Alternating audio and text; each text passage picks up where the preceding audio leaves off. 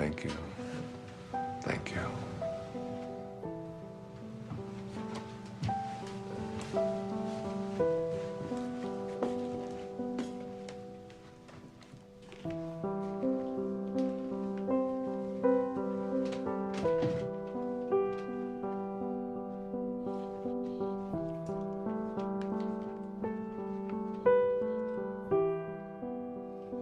Thoroughly unprepared, we take the step into the afternoon of life.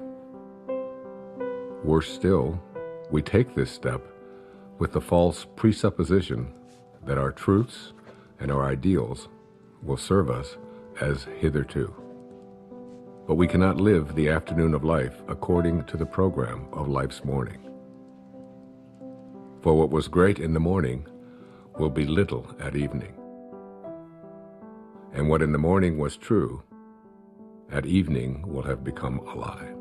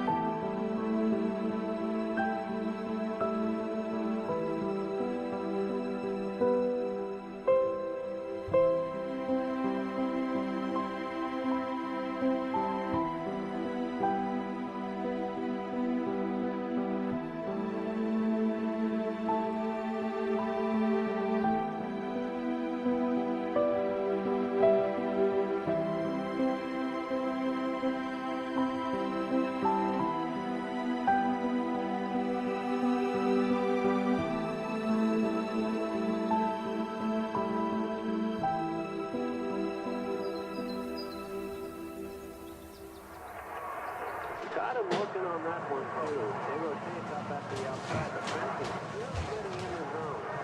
Oh, hey. Hey. Thanks, honey. Oh, hey, can I get some cream? Sure. Sorry. Didn't see it there. Thanks. Okay, we're all packed. I got the snacks, Lao-Tse's prescription, boarded the dog, car payment, called the neighbors. Hey, Jack. Jack? Jack, I need you to turn off the video game and come downstairs and have breakfast. We're gonna leave in a little bit. Let me just finish this level. Okay, fine, but then we're unplugged all weekend, got it? I don't even know what that means, unplugged. It's a very sad commentary on our life. Hey, sweetie. Time to get up, sweetheart. Is it tomorrow? It is tomorrow. It is, and we're gonna go on vacation, and we're gonna have so much fun, but we gotta miss the traffic, so let's get going. Gotta get up, monkey. Okay, off you go.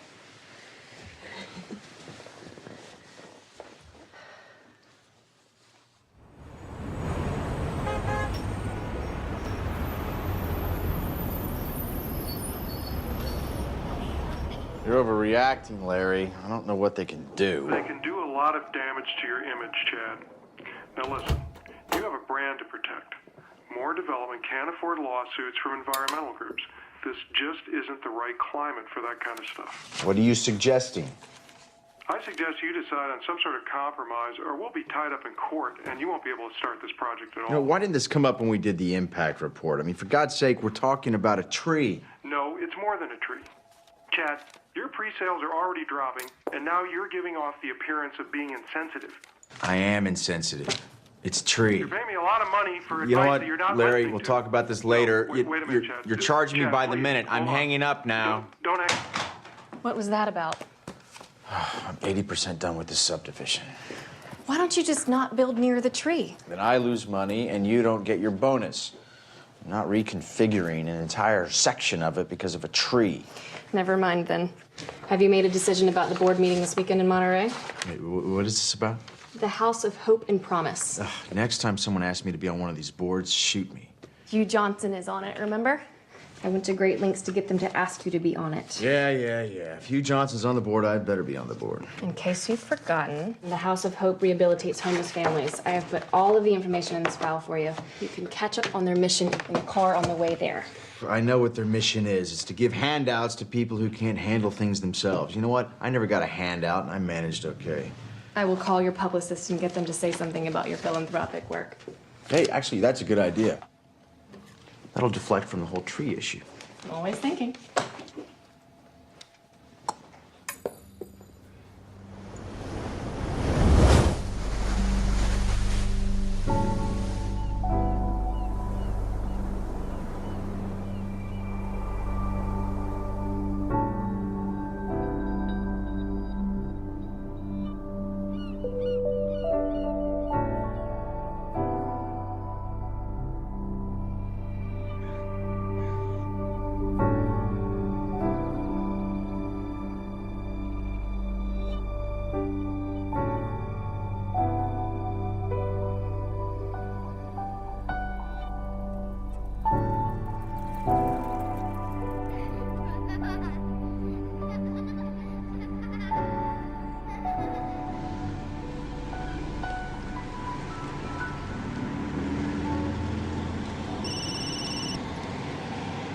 And I need to find where the director's cottage is, so. Hello? You gotta get a new van, bro. Yeah, what happened? Is it? Well, it's kind of hard to hear you. The reception's shoddy up here. What do you mean they're reconsidering? You're kidding, right? Well, you're my agent. Too violent? What does that even mean?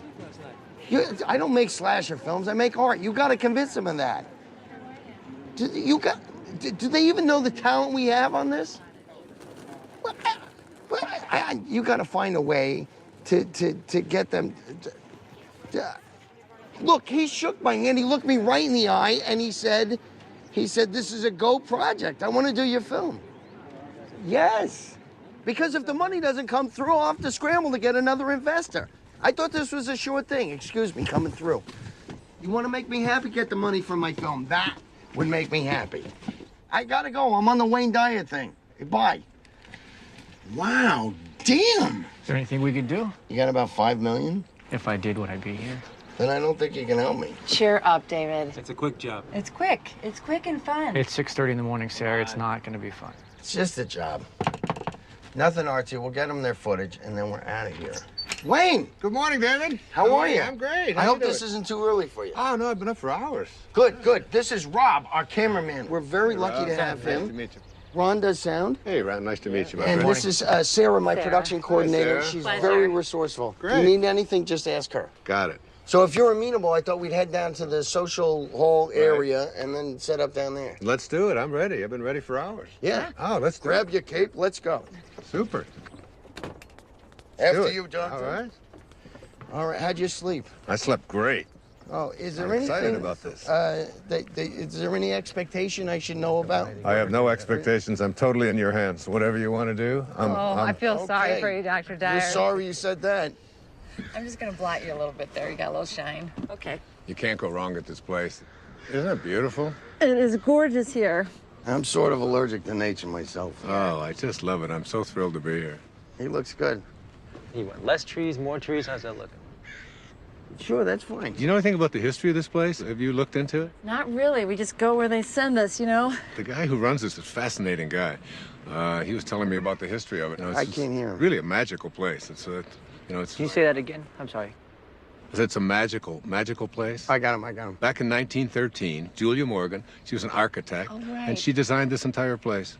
They set it up as a conference center for the Western Division of the YWCA, and they would hold all of their meetings here.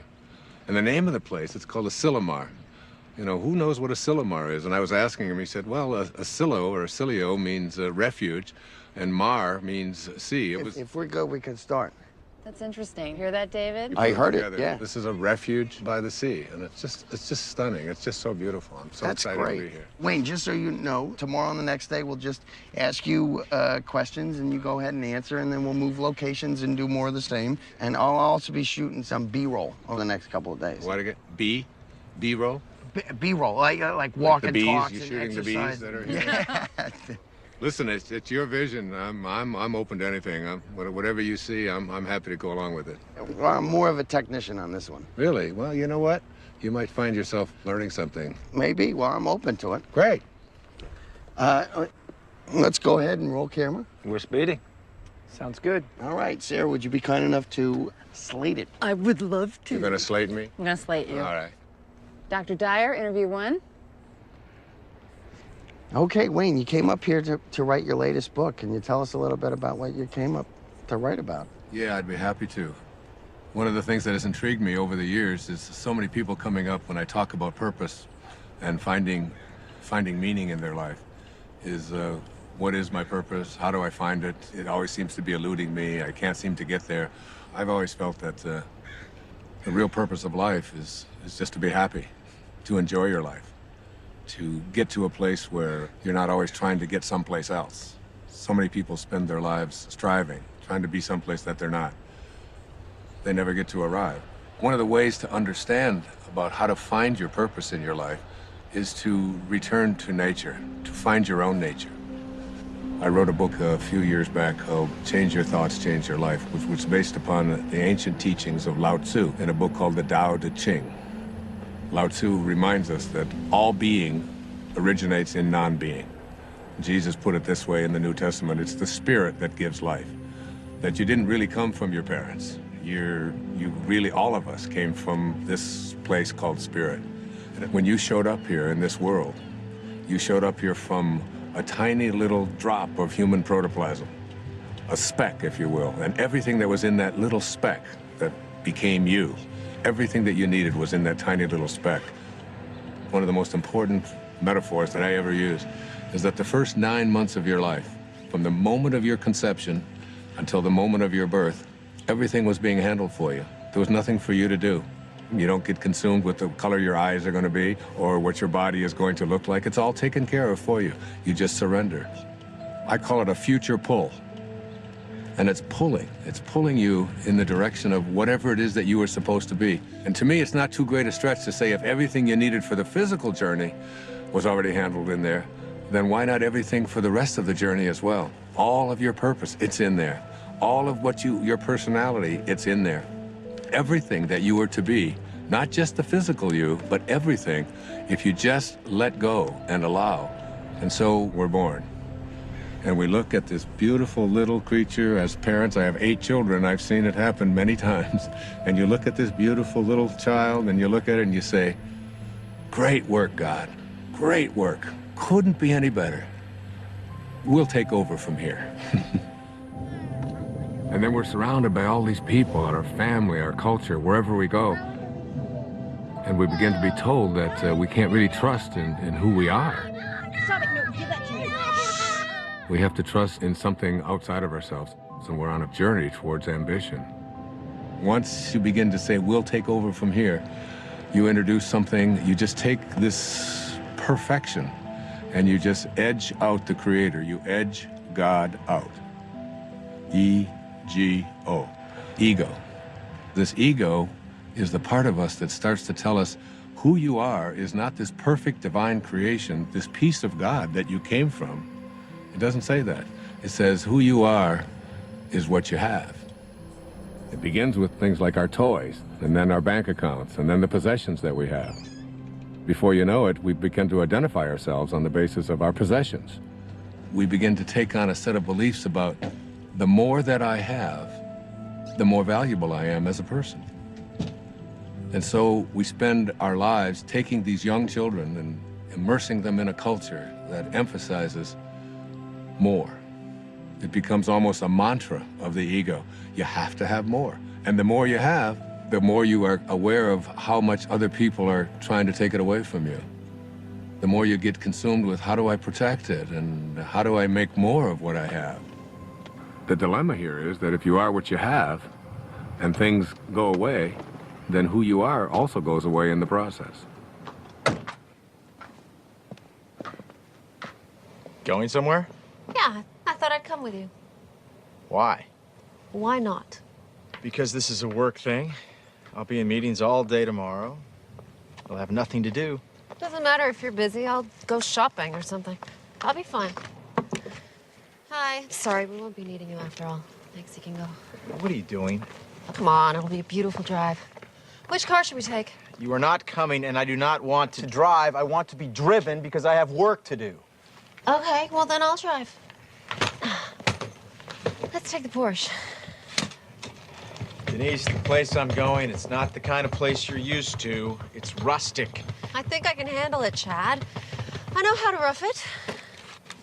You know, I don't understand the sudden desire to spend time together. I just want to get away.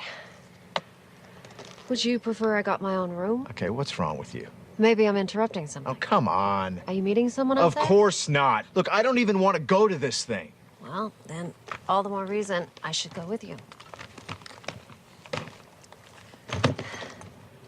You're not going to fit all those bags in the Porsche.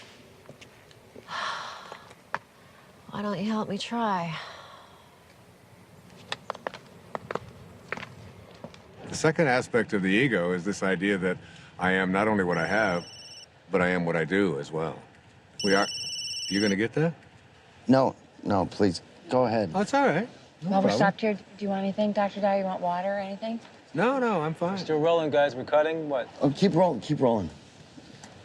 Please. So, second component of this ego is the idea that not only is who I am what I have, but it's what I do. And what I do becomes this thing called achievement. And in this whole world of believing that I am what I do, we become consumed with this whole idea of my success, my value, my worth as a human being is based upon how much I accomplish. So I have to make more money, I have to get a promotion, I have to compete with everybody else who's trying to get what I have. We are taught this over and over and over again. All of our young people are taught this when they go out into athletics. The most important thing you can do is be number one, and you say, we're number one, we're better than everybody else. And we constantly find ourselves in this competitive notion again of believing that our world is one in which we have to compete. That's what the ego says. Now, the third aspect of this is the idea that I am what other people think of me. That is, I am my reputation. Particularly, this is relevant for young people who are taught that you have to dress the way other people think, and if other people don't like you, then there's something wrong with you. If you're consumed with that, then you're going to be something different every time you turn around. Now, this is particularly relevant with women, and especially in relationship to the family.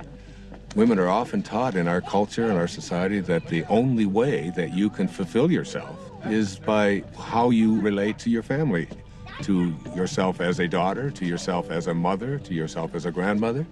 And while these are very important and creative aspects of every woman's life, if that's the choice that they make, it's not necessarily the only thing. And many women feel that deep within them that they have a calling to accomplish something great, to make a contribution. And oftentimes we'll put it aside. So what I encourage women to think is, don't ignore that calling inside of you. Don't ignore the part of you that says you came here to create something powerful, and you have just as much of an influence in doing that, just as much of a right to do that as anyone else does. Sure, I saw that one too. I wonder if I can get the whole collection on DVD. I think that might be a possibility. You know what my favorite episode is? I don't. Kick the Can. Now that is a good one. You know, when all the old people become young again. Yes, heartbreaking, isn't it? You know, the other episode I like is the one where... You know what, I'd like to check in. I'm sorry. Are you with the wedding? No. There's a wedding? People actually get married here? Yeah, all the time. I'm not criticizing it. I think it's charming. Chad Moore. More development? Yes? Ethan Lipton. I used to work for your company a few years ago. Oh, right, yeah. Yeah, in accounting. Yeah, sure. Darling, we'll talk later, okay? Okay, good. Oh, be sure to tell the guys to show up on time tomorrow night at the rehearsal dinner.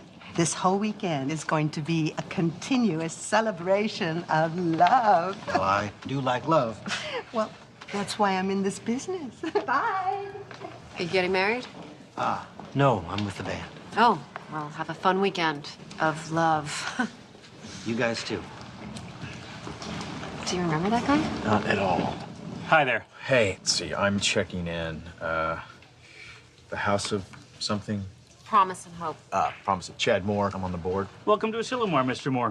We have you in North or Longviews. If you go out the door and to your left... My wife has joined me unexpectedly, so could we get one of the larger rooms? You don't have to tell him that. Well, they weren't expecting you. You were unexpected. Just one of the nicer rooms would be wonderful. Thank you. I'm not used to camping. Camping. That's funny, Denise. Let me see what I can do for you. There's so much stuff we can do. Oh, that'd be cool. Where are the kids? Huh? Oh, Ethan. Whoa. Jack, Ethan, come over here. Come on. Come on! Get over here! Come here, troopers. Take you and you go with your mom. Stand on my toes. Yeah, and also something away from all the noise would be nice. Yeah, No, something higher. Of course, Mr. Moore. You have a room on the second floor. Higher than that, please. I'm afraid that's about as high as we go here. You're kidding. What a waste of real estate. I think you'll like this room. It has a balcony. All right, if you say so. Give me a second. Give that to your mother. Give that to your mother. You heard her. Hand it over. I said we were going to be unplugged this whole weekend. Do you guys just want to go home? No, we're not going to go home. It's no fun. Come here. Stand with me. Here, jump on my feet. Jump on my feet. I'll lift you up. There's no way we can have all these meetings with these kids running around and screaming. Have a great stay. Look, I don't need to be having this conversation right now. I don't have time for this. I can't deal with this right now. We move into then the later parts of the ego, which talks about something called separation. And the ego has a very strong belief system that who I am is separate from everybody else. And then another component of the ego teaches us that I'm also separate from everything that's missing in my life, from all the things that I'd like to have. And then finally, the ego teaches us the most egregious error of all.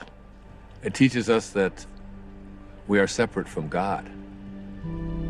And one of the simple constructs that you learn in the afternoon of your life when you shift into the meaning phase of your life is to realize that you came from a source. We can call it God, we can call it Tao, it doesn't matter what we call it. And that this source is everywhere. There's no place that it is not. It must be because it creates everything. Everything comes from this source. Then it must be in me. If there's no place that it's not, it must be in me. And if it must be in me, it must also be in whatever it is that I feel to be missing from my life. If you know that, then in some way, everything that's missing from your life that you would like to have, you're already connected to it in spirit. And all you have to do is figure out a way to align yourself with that and have a knowing that you're already connected to it. You just have to bring it on its way in the way that you think and process. What was that out loud? Yeah, you just said that out loud. Sorry. That's okay. It is Sorry. intense. There's no question about it. It's very intense. Please continue. Okay. I was saying that as we move into the afternoon of our life, we take the same ego constructs that we learned in the morning of our life, which is all about competition, winning, being better than everybody else, and we try to apply these same constructs to the afternoon of our life. And what happens is we end up living a lie. For what was true in the morning, in the evening, has become a lie. The problem is we don't really know how to move into the meaning phase of our life. This is when we have to learn to go back to those first 9 months, from the moment of our conception until the moment of our birth. Lao-Tse speaks about this in the Lao-Tse. Let yourself be lived by it. He says that the Tao does nothing. It's leaving nothing undone. This is where we have to get to a place where we can surrender and have a knowing that we're not alone and that we're going to be guided and that we have a nature and that we can trust in this nature. It's not something that we have to always be struggling with. It's not something we have to be in charge of. Literally, think about it. Let yourself be lived by it rather than you taking over. But as we move into the meaning phase of our life, what's happening is we begin to think about fulfilling a dharma, fulfilling a destiny, fulfilling something inside of us, a calling that only we can feel inside of us. No one else can tell you what that is. But if you feel it and you know it, winning and being ahead of other people takes a back seat to feeling fulfilled and living your life on purpose.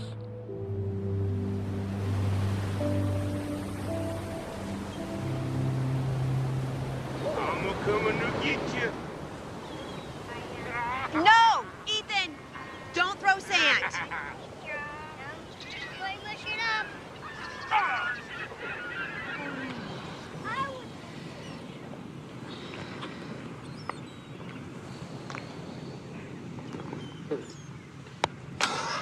Hey, we got anything to drink? Juice box. Sure. I'm gonna go back and get some more sunscreen. Really? We got clouds. No, they can still get burned. Okay. You gonna walk back? Yeah, I'll be fast. Well, we can wrap it up here. No, look at them. They're having so much fun. I don't want to drag them away. I'll be right back. Okay.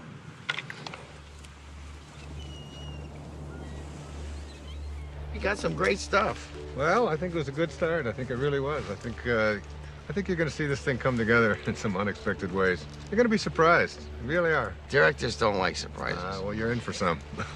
Great.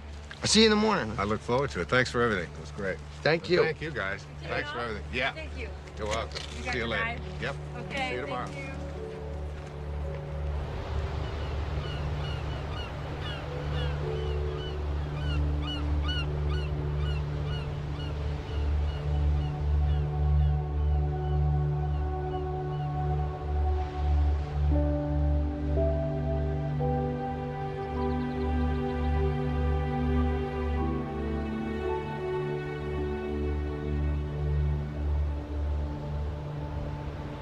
Amazing, isn't it?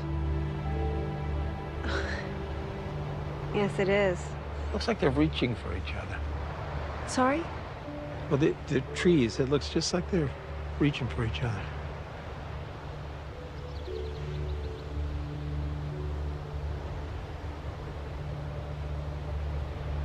Yeah, you're right, it does. The whole place. It's like a different painting every day. You know, you're very fortunate to work here. I know. Hey, you want a lollipop? Excuse me? It's root beer. You like root beer? Actually, I do. It's root beer, but with a little bit of licorice. Thank you.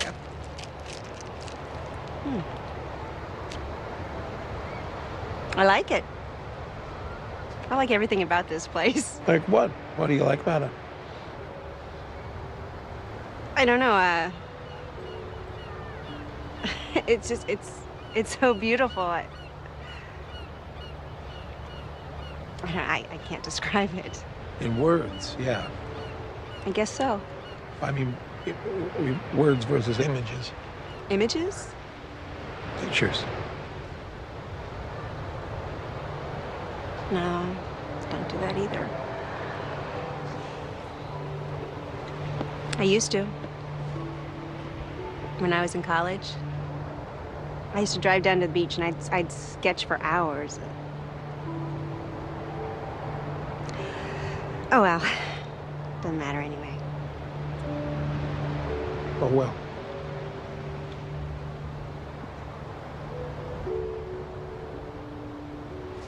Hey, Mom, where you been? What? We got cold. You eating a lollipop? I am. You any candy for the kids? No, I'm sorry. Oh. That's all right. Let's go back. Come on, buddy. Let's go. Yeah. All right. It's okay. Here. You want a lollipop? I don't get it, to be honest with you. That really doesn't surprise any of us, David. Seriously, if I didn't have ambition, nothing would get done. Is that supposed to be a comment about us? You have a napkin, please. You know what I mean. Like we're supposed to sit around and wait for things to happen to us magically. There's nothing wrong with a little magic in life. I can't trust magic. What I can trust is my own will to get things done. That's my main problem with what Dr. Dyer's saying. Okay, he's right there. You want to keep it down? He didn't hear me. Dr. Dyer, you want to come hi. join us? Sure, I'd love to. How you guys doing? Great. Good. This chicken's great. Good. So, Dr. Dyer. Yes. We were all just discussing the Right. first interview and all those things you said. And basically, David thinks that it's all BS. What? David, yes, really? I don't think all of it is. I mean, I'm entitled to my own opinion, right? Absolutely, you are entitled to your opinion, and I respect it. And you know, David, you don't have to get this all at once. You know, just get a little bit at a time. That's all it takes. You know, you just start practicing it. Eventually, it becomes a way of life, and you start living from a different perspective. I'm not really a spiritual person. I'm too busy. Yeah, spirituality is kind of like a luxury. That is true. I find it hard to find time to meditate. Let me ask you this. Do you think that you're an inspired person? Do you live an inspired life? Do you feel inspired? I have no idea. Really? Well, let's take an example. Let's supposing I had an apple pie that we had just made. And out of this apple pie, we take one slice. We take the rest of the pie, put it over here, and I take this slice and I give it to someone. Let's say I gave it to you, Ron, and I say, Ron, what is this? That's an apple pie? How do you know that? How do you know it's an apple pie? Because it came from an apple pie. So, well, you laugh, but I mean, the truth is that's a very profound statement that you just made, that everything in the universe must be like what it came from. You take an acorn and you'll never get a rose bush out of it. You look at yourself and you ask yourself the question, where did I come from? Who am I and what am I like? You know, instead of making our choices out of the place that we really are, our authentic self, we're making them out of the ego. And every time we make choices out of the ego, all kinds of things begin to happen to us that take us away from finding meaning in our lives. How do you know if you're making a choice from your higher self? You gauge everything on the basis of how you feel. Are you stressed out? Are you anxious? Are you fearful? Are you angry? Do you feel good about yourself? Do you feel like you're on purpose? Do you feel like your life has any meaning? When you're operating out of the only part of yourself that is authentic, bliss is your response. But what about the upside of ambition? I mean, I'm a filmmaker, and if I didn't, doesn't ego serve me? I mean, if I was going with the flow, I'd never get a movie made. That's a conclusion that you come to because you think out of the ego. You know, the fact is that you might even be able to make much greater films if you came out of a higher place. Imagine yourself as being able to live and work and do everything that you do from this place that, well, it's called Dharma. What's Dharma? Dharma is a spiritual principle that implies there is a purpose to our lives. Like an otter has a dharma, a bird has a dharma. Everything has a purpose. And when you find yourself living from that purpose, you have found your dharma. Your dharma is something that you will be living by. And rather than constantly using the ego, you will begin to say, this is what I'm here for. It's like, I call it a calling. It's like an inner calling. How do you know what your dharma is? Like, what if you can't even find your dharma? Yeah, I can't even find a date, let alone my dharma.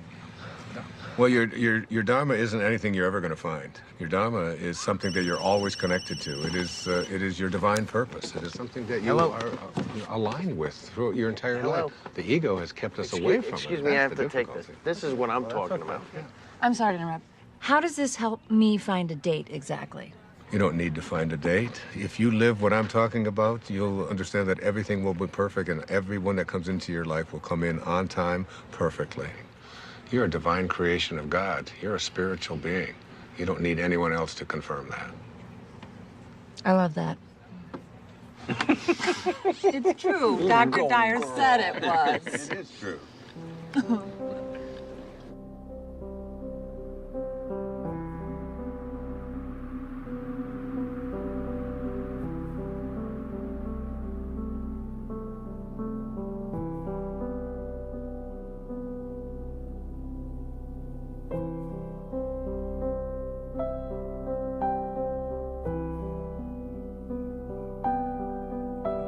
You know, I don't want you to think that I don't appreciate what you're saying. I do. Not that you would necessarily be concerned with what I'm saying, because that's the ego telling you what to think, right? So you were listening? Yeah, I'm listening. I just think it's good to have a plan. Well, what's your plan? To be a successful filmmaker, to make a name for myself, to make money, to have a good relationship. So you're talking here about prosperity, you're talking about abundance, you're talking about happiness. I haven't any problem with that. I've been attracting abundance and prosperity into my life forever. I think it's actually quite easy to do. I really believe in that. For you? Well, you know, the problem what you're talking about here is the ego. The ego and your attachments. You know, you become attached to you know, how much money you're making and how well your film is doing and is everything working the way I've been told that it should work. When you become attached to things and they go away, you then lose who you are. But it feels so much like survival. We're not talking about survival here. We're talking about a shift away from the morning of your life and having to do everything for external reasons and moving into a higher place in your life. Why don't we start with that tomorrow? How to make this shift? It's a good idea. You know, I tell my audiences all the time that if this is something new to you and you've never heard it before, there's a shift probably heading your way as well. Ha! That's all I need. It could happen.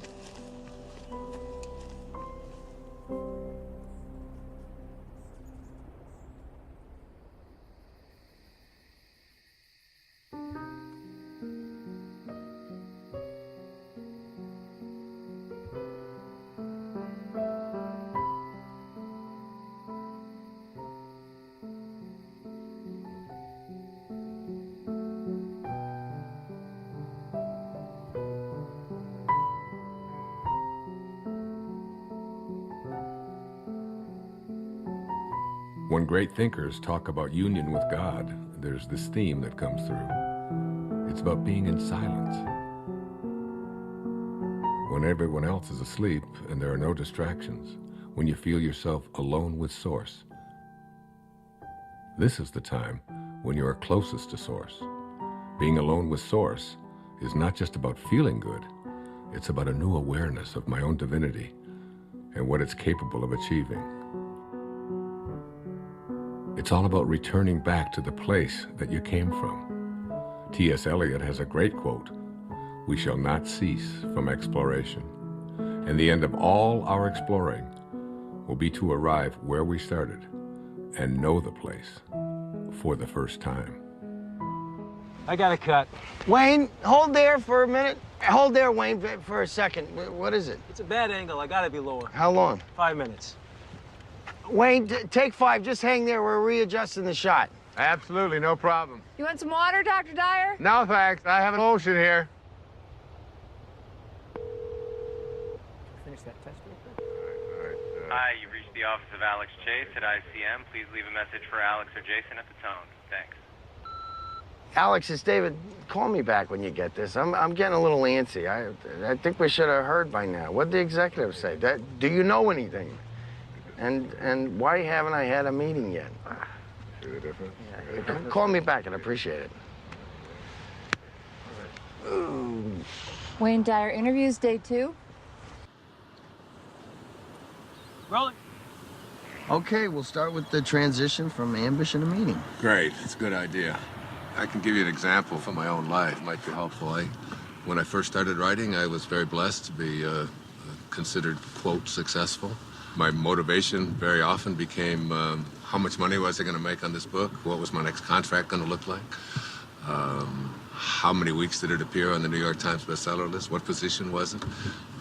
Did you get on the Tonight Show? Did you get on the Donahue Show? Hold on, I'm confused. Yeah? Yeah, if you were a success, who cares what was motivating you? Well, I guess you begin to change your definition of what it is that constitutes success. I mean, success can be identified in those terms, and there are other ways to look at it as well. But there's people listening to you. I mean, where would you be if you didn't initiate it? I mean, it got you started, right? I'm sorry to interrupt. Are we switching to a Q&A format? I'm just curious. Sorry. No, that's okay. It's a very normal question. It's a very common concern that people have.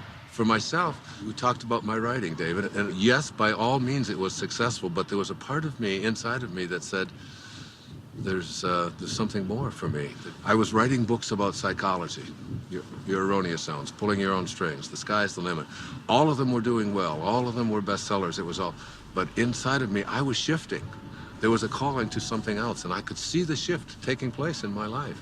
And the shift was, it was more in the direction of spirituality. It was more in the direction of higher consciousness. I began to become excited and thrilled by reading people like Krishnamurti, by reading people like Muktananda. And I remember going to my agent and I said, I want to write a book about how to take some of these great spiritual ideas. He said, no. You're going to write a book about sex. He said, this is going to sell. This is like Dr. Ruth has got one, but you're way better than Dr. Ruth, you know, and he's going on. And he said, and then I've got a second book for you, and we're going to do a 2-book deal, and you're going to write a book about how to make money. You know, Wayne Dyer's approach to making money. And I'd say, Artie, I said, I can't do that. I said, I have to write about it. He said, no, nobody's going to buy this stuff. He said, that's the airy-fairy stuff. That's out there. That's all that new agey stuff. He said, you don't want to. I said, but I have to write that. That's what I'm living. That's what I'm feeling. It's so exciting. And I remember submitting the proposal to him, and he said, all right, I'll send it in. And they reluctantly, they didn't give me much of an advance at all because they didn't even believe in it. But off I went.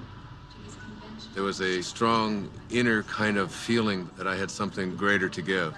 I had something that I had to do that was beyond just going through the motions, just doing what I had already mastered, what I knew how to do. I remember when I made the shift, even though there was a little bit of fear, I remember feeling probably the freest that I'd felt ever in my life. I wasn't motivated by whether people are going to buy it, how much money I'm going to make, whether people are going to put me on a bestseller list. Those became external kind of factors. Those became things that started to chase me rather than me chasing it. Basically, I think, David, what I'm trying to say to you is that you get to a place in your life where you start to be guided by something that's larger than yourself. Just stay aligned with what you're here for and stay in harmony with Spirit, with God, with Source. Stay there. And as you stay there, the meaning phase of your life begins to take over. And once you cross over into the afternoon of your life, it's impossible to go back.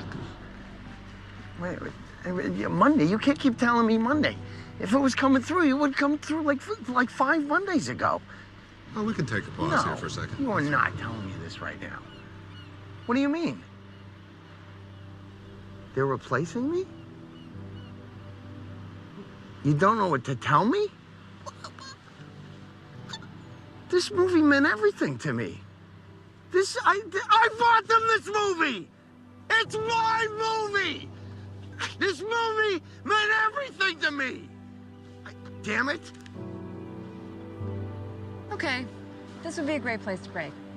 Is he okay, you think? I think he's gonna be fine. Let's just call it lunch. Everybody get something to eat, okay? And then, as soon as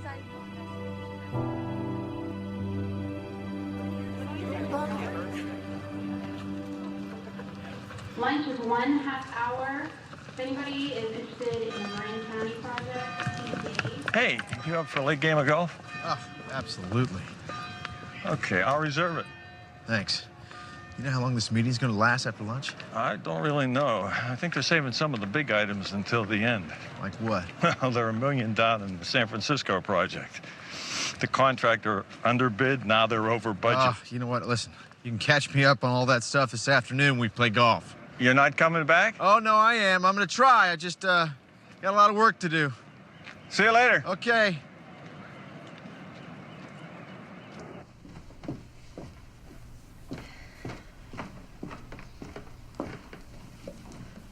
Good book? Not bad. I'm sort of a slow reader, but it's being patient with me. You said you worked for my husband? A long time ago. I don't think he remembers me. Oh, I think he remembers you. Well, he let a bunch of us go all at once, because, you know, he needed to scale back. Sorry about that. Hey, it's okay, truly. It's one of the best things that ever happened to me. I needed to try some different things, pursue some other avenues. Like your music. Like my music? Yeah. Well, it sounds like your story has a happy ending. Not yet, I hope. No. Don't rush me now. No, that's not what I meant. I meant you seem happy. Well. Hey, you know what? You and Chad ought to come to this party that we're playing at tonight. Oh, thanks anyway. Yeah, come on. It's supposed to be a continuous celebration of love. Isn't that what she called it? Oh, yes, I think she did. Yeah, you guys have to be there to help us continuously celebrate. I can't crash a party. I just invited you. You can't invite us. Too late. Sorry. Happened. No. Thanks, though. I'll see you around. Okay. Wear something comfortable.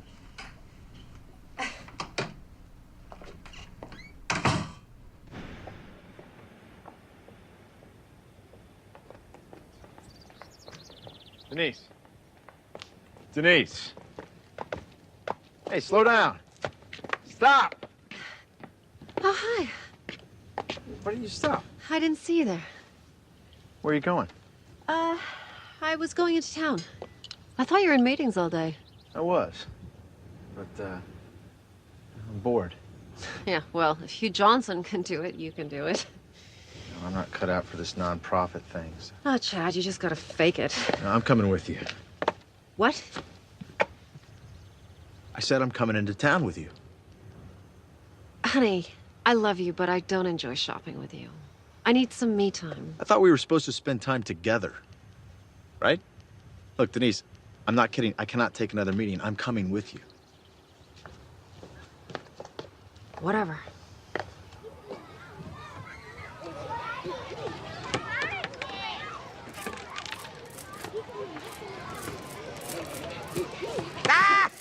Hey! Guys! Stop it! Take it over there or you're gonna lose the water guns. Oh, they got you all wet. Ah, it's no big deal. It's just water. Water is soft. Don't give it another thought. It's great. I am so sorry. Don't be sorry. I've got 8 kids of my own. I've got grandchildren. You know, these things happen. Things get messy once in a while. It's fun. Well, thank you. That makes me feel a little bit better. I always see it as an opportunity to sort of practice what I call non-interference. Oh, I wish I could do that. Oh, you can. Of course you can. Really? I mean, I'm their mother. Isn't that a little irresponsible? I don't see it as irresponsible at all. I think parenting is not about having children lean on you. It's about making leaning unnecessary. Yeah, they've got a compass. Let them follow their own compass.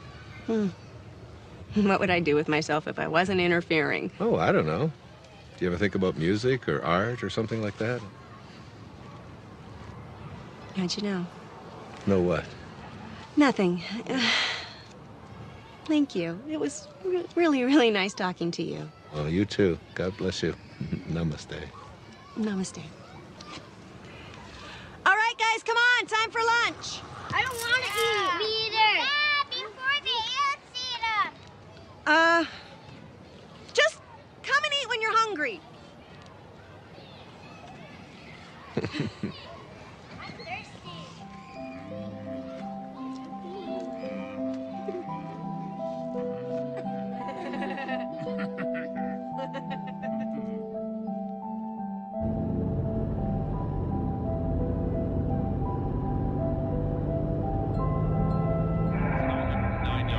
Touchdowns and only 5 interceptions. Now listen, Bob, the next Peyton Manning, you want to put 10 bucks on? And definitely he had that signature moment during the game against the Bears. Yeah, but you know, he could have cracked many quarterbacks. On Tuesday, bye.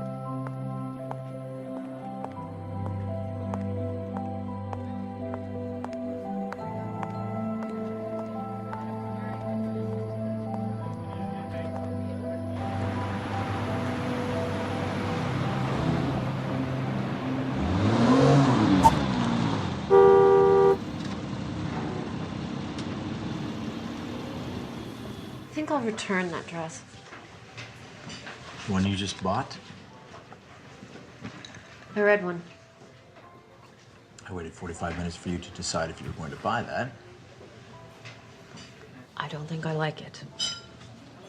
Then why'd you buy it? Actually, I think I already have it. It took you an hour to buy a dress that you already have. This is exactly why you shouldn't come shopping with me. Oh, I've got an idea. How about if we just not talk to each other at all?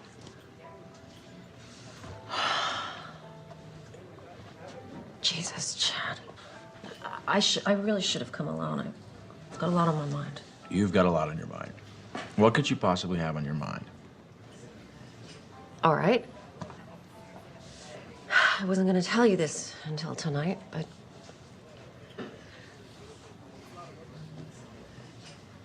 What? This weekend is a write-off for you, right? Because you're on the board of that charity. Right. You're about to have another write-off. What's that supposed to mean? Ugh, God, I'm trying to put this in a way you can relate to. Yeah, well, I'm not relating. I'm pregnant. What? You're joking. No, I'm not joking. I don't want kids. I know. I didn't either. But this just happened, and I thought, I don't know, maybe it's time for change. You know, that we should experience this thing that everyone says is so wonderful. You know, maybe it's time to stop being so selfish and start thinking about something other than... I want to be selfish. I like being selfish. I like our lives. We come and go when we want. We're happy. Oh, you think we're happy, Chad? I don't know if we're happy. I mean, God, you're always at work. We never see I'm each always other at anymore. work because I need to buy you the things that you want, Denise. Cars, clothes, houses, everything you want. But still, it's not enough to make you happy. Please, keep it down. I want this baby. I think it could be the most wonderful thing we could do with our lives. Come on, I get what this is about. This is about you feeling like you haven't done anything in your life. So you think you need a baby to feel validated. Well, you know what? I don't. I worked my way up from nothing, and I will not sacrifice our lifestyle so that you can indulge in yet another distraction. Wow. A baby is not a pair of shoes, Denise. I know that, Chad. You are so cruel and you're so mean. God, you used to be fun. What happened? You planned this, didn't you? It was an accident. Sir, I'm gonna have to ask you to leave. Please. It can happen. How could you do this? How could you do this? Thank you so much. Thank you for making this the tender, precious moment that every Tender, woman precious dreams about. moment? We don't have tender, precious moments. we You know what we don't. did have? We had a prenup, an agreement. You signed it. No kids. I know, and I changed my mind, okay? People can change. Well, you know what? Chad. I didn't change my mind. Well, what are you gonna do about it? Divorce me because I'm pregnant? I might. As a matter of fact, I'm definitely divorcing you. Will you please shut up? I'm definitely Fine, I don't care. Go ahead. I'm better off raising this baby without you. Good luck. You signed that prenup. You won't get much. I'll make sure of I it. hate you!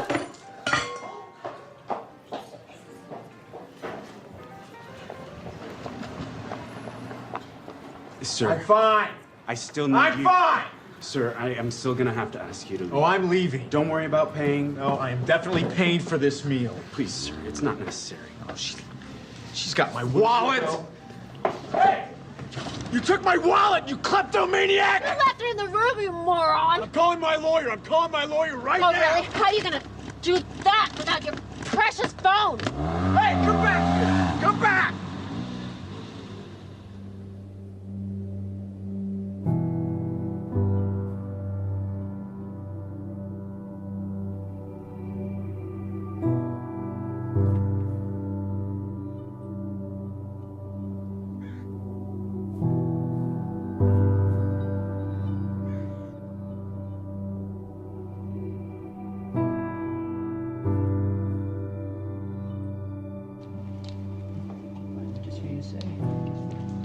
Testing, 1, 2, 3. Can you hear me? Great. Okay. Dave. You guys have been being in the cold, Dave. huh? It is. You want to stay with the same frame size, right? Yeah, sure. Okay, guys. Ready. Okay. Crossing. Okay, Wayne, can you just shift your chair just a tiny... Sure. Thank, oh, perfect. Perfect. Okay, so we good? We are good. All right. David. We're rolling.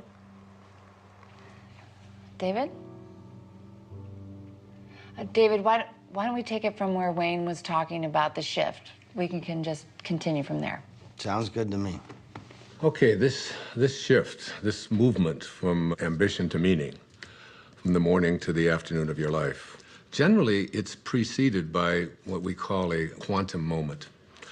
Sounds strange, perhaps, to use a term like that, but quantum moment really refers to the characteristics of what it is like when you have what Maslow called a peak experience. The first of these qualities, there's 4 of them. The first of them is that it's very vivid.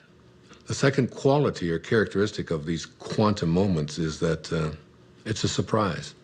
And the third characteristic of these quantum moments is that they are benevolent. They always feel good. The fourth and final quality is that it's enduring. That is, it isn't just something that comes and then goes and it's out the window. It lasts with you forever. For example, I left drinking behind in my life 21 years ago. And I couldn't even imagine that I could have given it up because I'd always had 2 or 3 beers every single day for the previous 10, 15, 20 years. I couldn't even remember a day when I hadn't.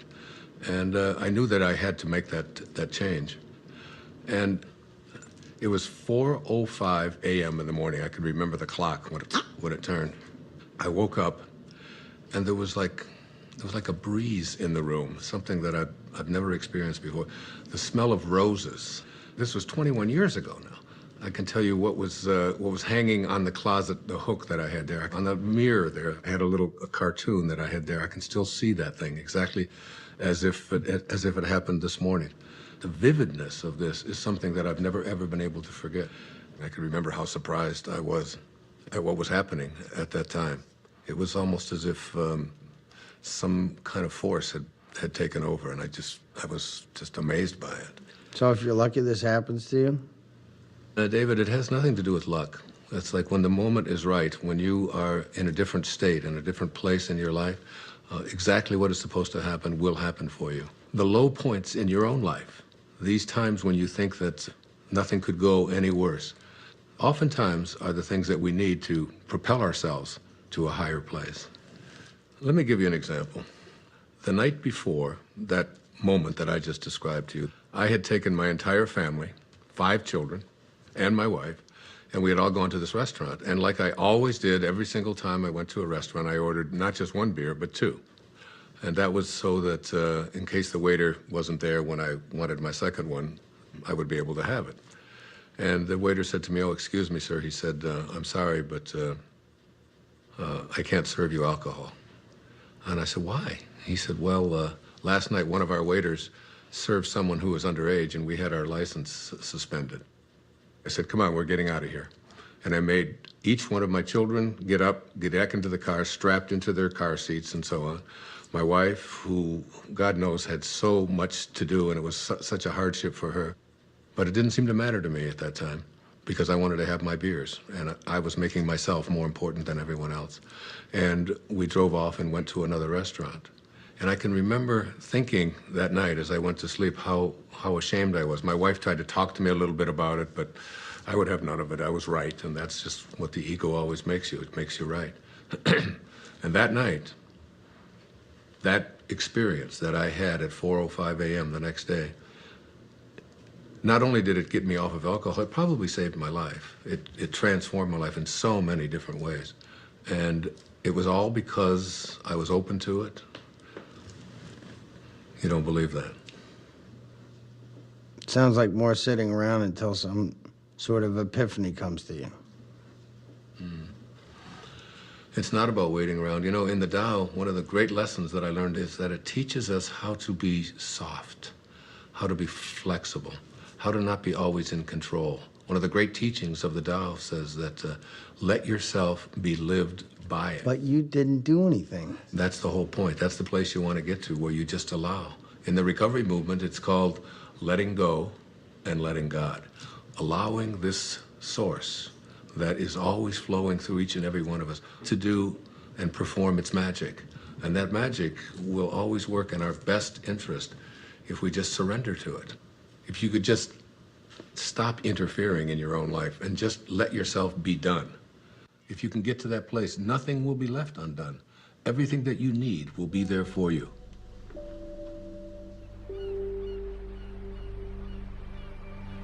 It's mysterious for most of us because we believe that we're the ones who have to do everything. Isn't it interesting that you had everything you needed in the first 9 months? Why isn't that true for the next 90 years? Because we interfere. When I was 19 years old, I was in the United States Navy and as an enlisted man. And I was given my assignment to join the aircraft carrier, the USS Ranger. And it was on deployment in Yokosuka, Japan. So I boarded a refrigerator ship, the USS Vega, in Alameda, California. And just as I was getting on that ship to take my 29-day voyage across the Pacific Ocean, my Uncle Bill Volek, who was a school teacher in Hayward, California, handed me a copy of a book. And the book was a collection of short stories written by Leo Tolstoy. He wrote not just great novels and great stories, but great spiritual literature as well. He was considered to be the soul of Russia. And the first story in this collection was called The Death of Ivan Ilyich. Now, Ivan Ilyich was a judge who lived in Moscow. One of the more important features of this story is his relationship to his wife, who he basically hated because he despised his work. And he felt that she had pressured him and pushed him into doing this, that it was a prestigious thing to do. And he was filled with internal rage and anger at what he had done.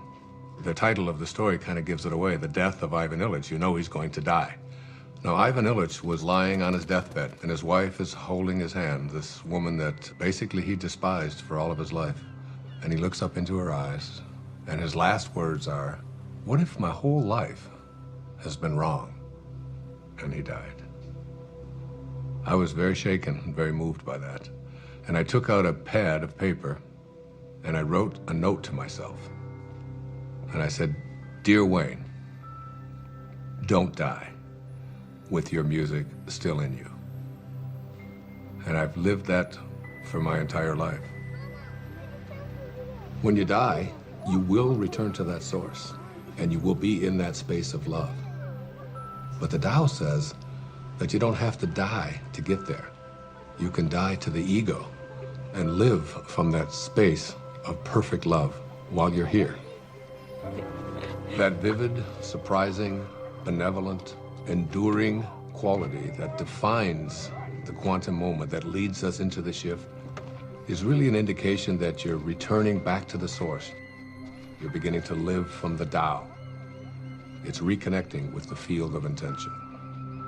In Greek, the word enthusiasm breaks down to entheos-iasm, which means the God within.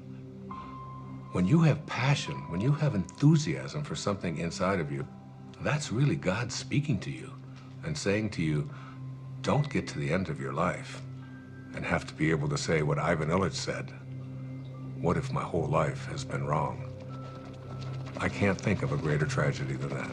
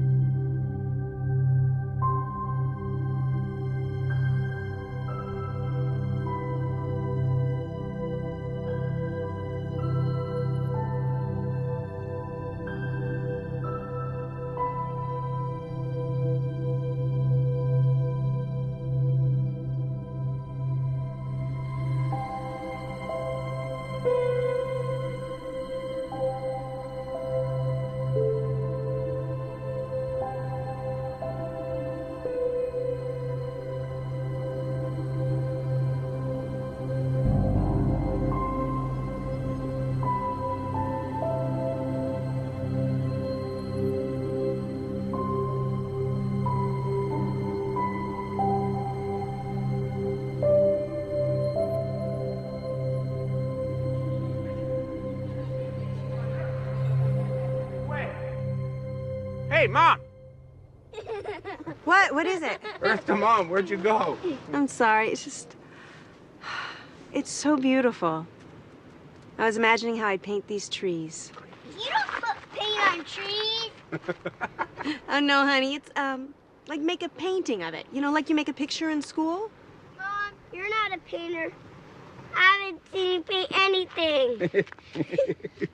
All right. Next one to that rock up there. Wiz, go! Go! Let's go get him. Let's go get him. Go, man, come on! What did he do? I'm losing.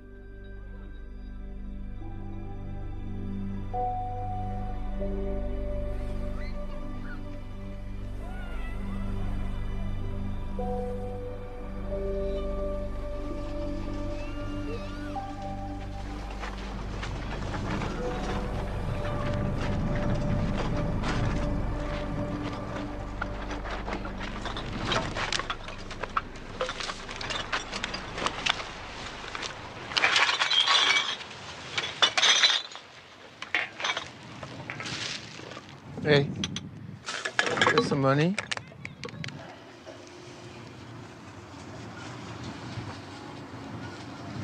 God bless you. What? I said, God bless you. Why would you say that? I didn't even give you any money. You got any money? Not at the moment. What do you? Need to call a cab. Hey, here you go. This should help you. Thanks. Wouldn't happen to have a cell phone in there, would you? I don't need one. You make money with that stuff? I make good money. Where do you live? Over there. Over there. But my favorite place is there. Under that tree. That's my favorite. I know that tree. We are friends. It's a good one, huh? You know what you gotta do? You get some of these bottles, and you can make some money. There's a machine down there. You put the bottles in, and you make some money. Thanks. Maybe I can save up for a cell phone.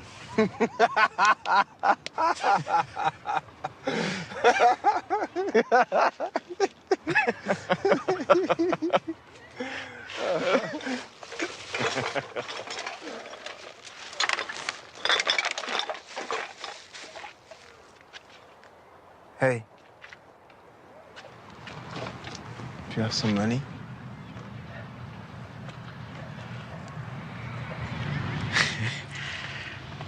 I do.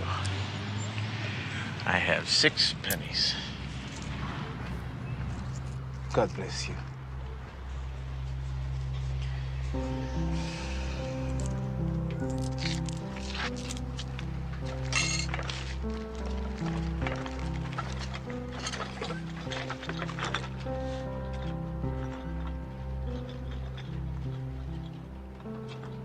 Synchronicities.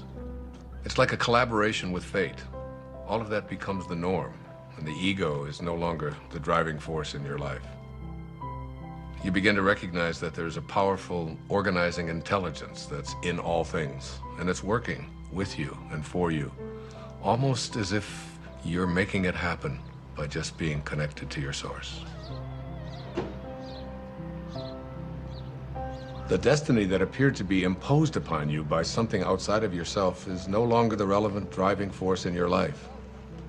You're connected to the source, and it's almost as if this divine organizing intelligence, God, the Tao, whatever you want to call it, it's almost as if it's saying to you, you play the music that you came here to play, and I'll be there to help you overcome any struggle or any obstacle that comes along. And it's not going to be a struggle because Source is supporting you. Yes, hi. Could I get a cab, please, to Monterey Motors? Yes. Thank you. Thank you very much. Bye.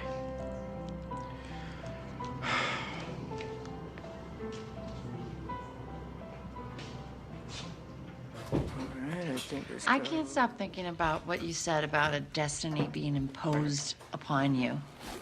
Well, you know, I think all of us, each and every one of us, have a knowing within us. You know, it's been said that when you trust in yourself, you're trusting in the very wisdom that created you. It's there to tell us who we are and what we're meant to be. I know, but so much of Hey. society is putting stuff You wanna get a on drink? people. It seems No, like all the I'm time. good. Dr. Dyer, can I ask you a question? Sure. Are men and women different when it comes to this? Do they shift differently? It's very different, as a matter of fact. There's some recent studies that have just been published on that. I'd be happy to share them with you if you like. That would be great. Okay, super. All right, I'm taking off. Okay, man, I'll catch up with you. So there was this incredible study done. I've got it right here. It's called The Moment That Turns Your Values Upside Down. And there's 4 components to it. There's men and women before and after. Now, before one of these quantum moments, they were asked just to list the most important priorities of their life, from the most important to the least important. Now, for men, the very first and most important value that they had learned was wealth, the accumulation of money. It's not really that big a surprise, because we are taught as men when we're growing up that your job is to support your family, your job is to get ahead. And the second most important value for all of these men was a sense of adventure, to go out there and, conquer the world. Be the guy. Yeah, absolutely, be the macho guy. The third was achievement.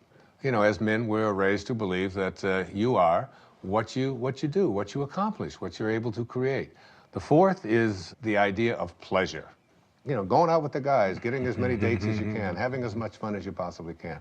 The fifth of these is to be respected, all right? And we all know as men what that means, You're not giving me any respect, man. And then you get out there, and when you're growing up and you're a kid, and if you don't get respect, you're having fights.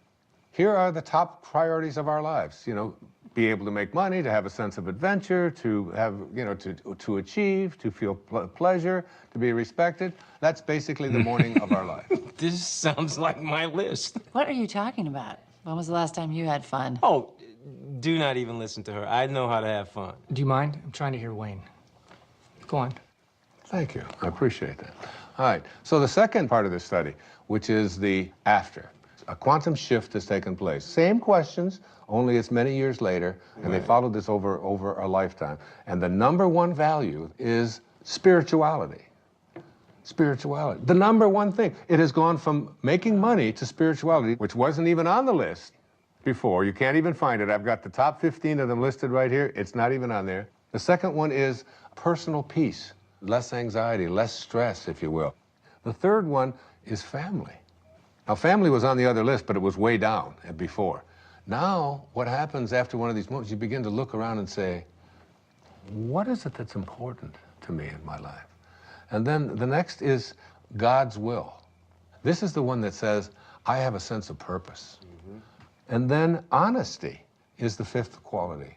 Not just honest that I don't steal, but how honest am I as a man, with my feelings, with that's exactly right, Those are the top qualities for men. So there's the before and there's the after. You can see what a significant change this is, what a shift has taken place here.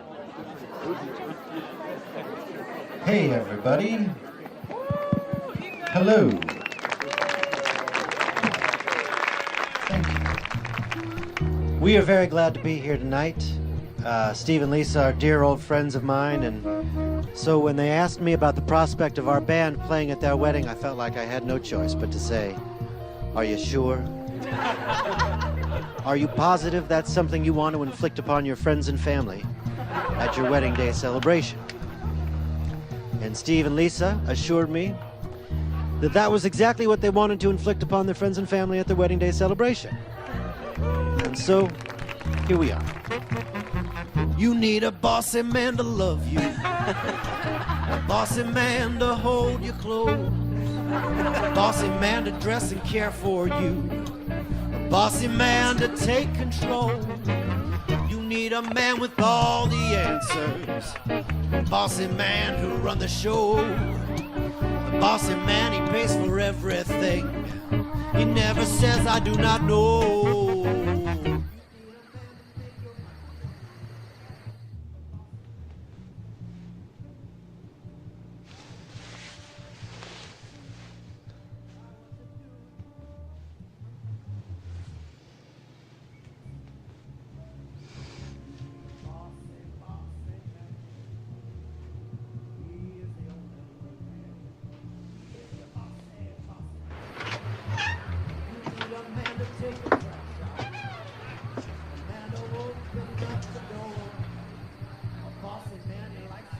Okay. I know what you're going to ask. I can already tell. Yeah. What's the deal with the women? Bring it on. For women, it's even more astonishing. Before one of these quantum moments, the number one value is family. And it's not surprising because women are kind of raised in our society, in our culture, to be a good mother, to be a good daughter, to support your family, to take care of your children, and so on. The second one, which may surprise you, was a sense of independence, of feeling as if I would like to feel independent. Women are very conflicted. Yeah, makes sense. The third was career. Now, very often, women never even felt that they had a right to go for a career because they were obligated to be taking care of their family. And this is not a put-down of that at all. What we're saying here is that there's something more. The fourth quality for women was fitting in, having to be like everybody else and so on. Yeah. And then finally, attractiveness. And this became not just like it's nice to look nice, but my whole values are, and how do I look? And where do we get this? You know what? That is so scary when you break it down like that, because where is it that we learn as women we're supposed to be pleasing everybody else all the time? Well, go on the newsstand. You know, all you see are magazines with pictures of girls with waists this big and, you know, with implants, lots of emphasis on makeup, having the right labels, carrying the right bags and so on. So these became the top qualities or characteristics or values for women before one of these shifts. Well, I hope the after list is better. Their values shift dramatically. The number one value for women after having this experience is right here, is my own personal growth. Now remember, before it was like taking care of everybody else, doing the right thing, fitting in, and now it's all of a sudden, how am I growing as a human being? How do I feel about myself? The second is a sense of self-esteem. Am I worth anything? How do I feel about myself? Am I a valuable human being? The third one is spirituality. My sense of my connectedness to something bigger and greater than myself. And then happiness. Again, this wasn't even on the list. It was almost at the bottom of the list before. How often have women been raised to believe that their happiness isn't an important thing, that doing what they are supposed to do rather than feeling, you know, a sense of, I'm entitled to be happy. And then a very interesting one, it's called forgiveness. This became very important in their lives. Forgiveness. That's good, because then you can forgive all those people that gave you bad information about what you're supposed to be doing. Yeah, there's a whole lot of resentment that begins to take place in people. It's what so many people just go along with. Oh, right. Joe. This is great. Hey, you're the best. Thank you so much. This is great. We should be filming this. Thank you very much. Good night, guys. You guys did so well in the hike today. Good night. Can I have a glass of water? Of course you can.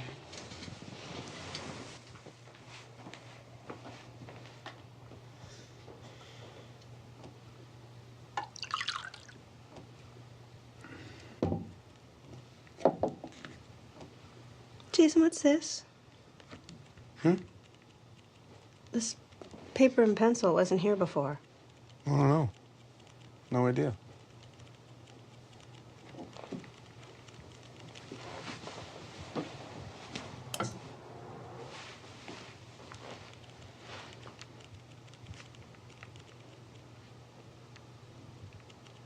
Hey, Jason? I think I'm gonna take a shower. Okay.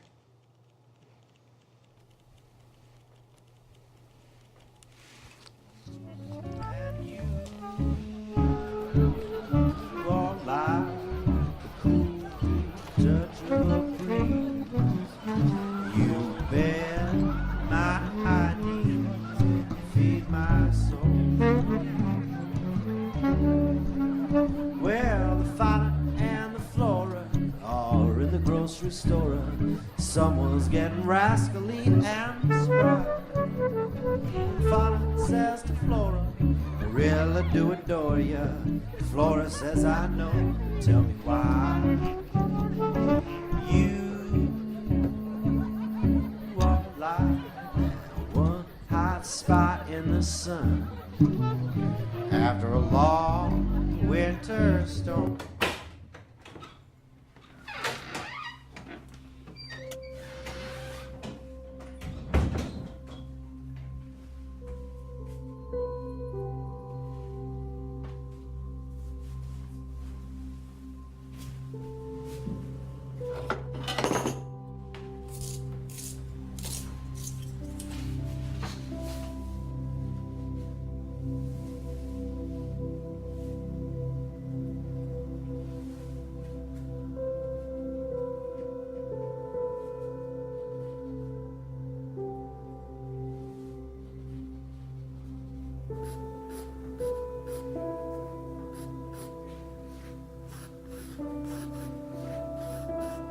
I don't know, would you guys like to hear? I think maybe the only true miracle that ever happened to me in my life. A real miracle? Yeah, it was an authentic miracle for me.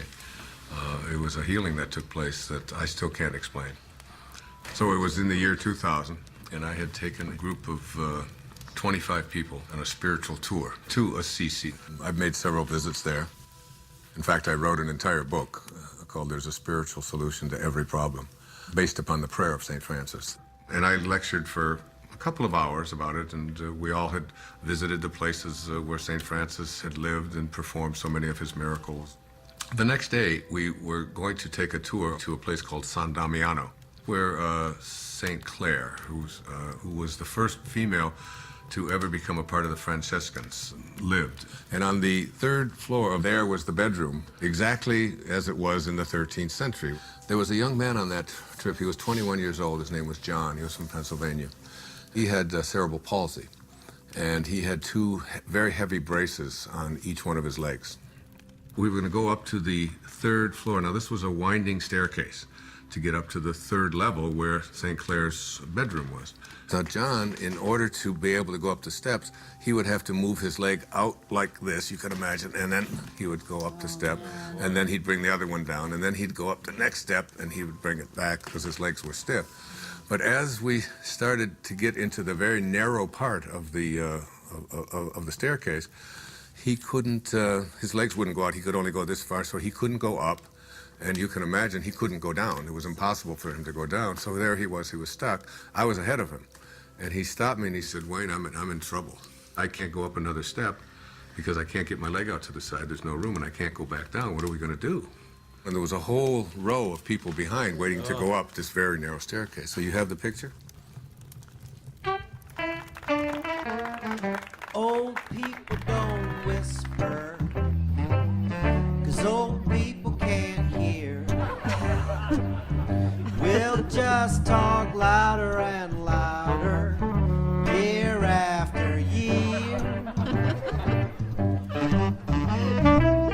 Stop looking at me funny,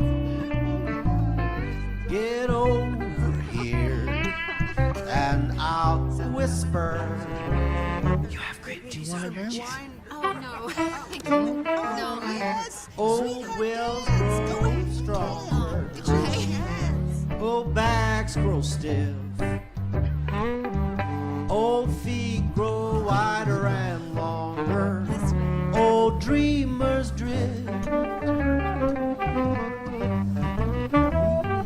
I'm drifting over your way.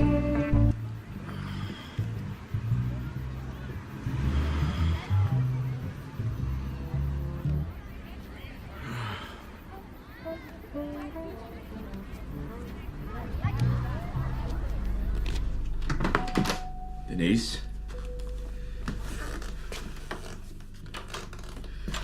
Denise?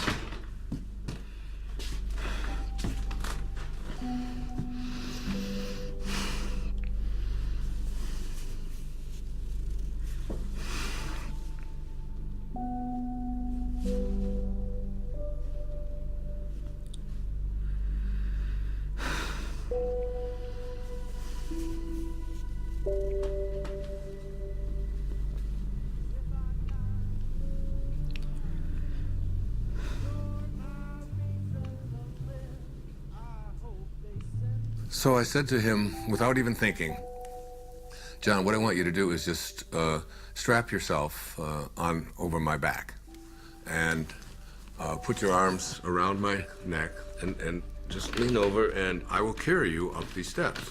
Now, what I haven't told you is that before we went on this trip, I had done some major damage to this right knee of mine, to a point where I had it examined by several orthopedic physicians, and I was told that there would come a time soon when I would have to have this knee replaced because it was down to bone on bone.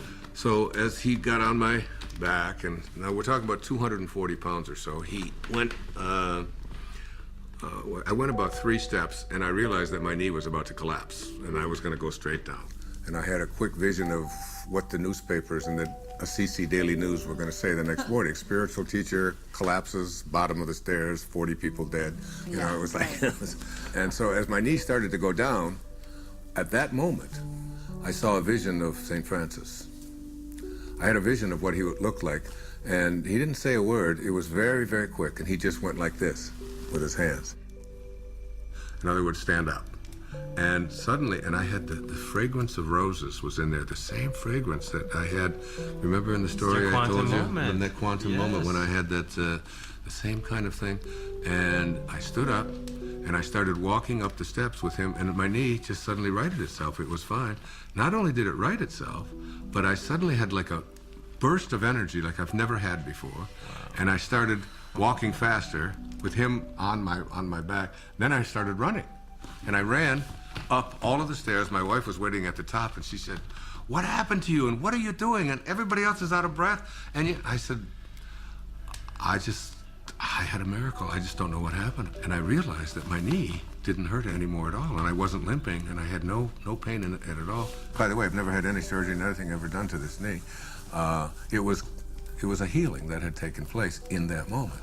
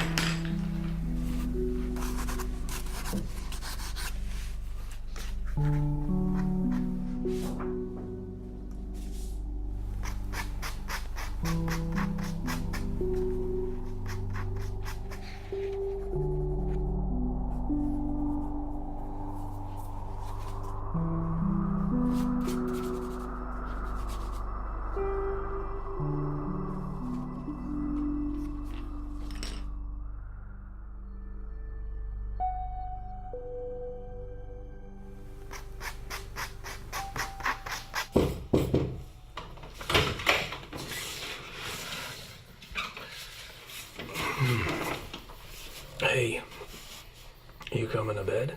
Yeah, I'll be there in a minute. What you been doing? Oh. I thought you were gonna take a shower. I did. And your clothes? I was going to, and then I got distracted. Huh. What you been doing? Nothing. Are you all right? What do you mean? Well, you just seemed a little checked out today. Just wondering if anything was wrong, or... No, I'm fine. Don't worry. I'm a little worried. No. Can I look? Jason, no. Quinn, I just want to look at him. Jason, I love what you do. I just wanted to look. can you please go? Quinn, I just want to Just go. Please? No. You know, really, you're not very good anyways. Really, don't bother. Don't bother.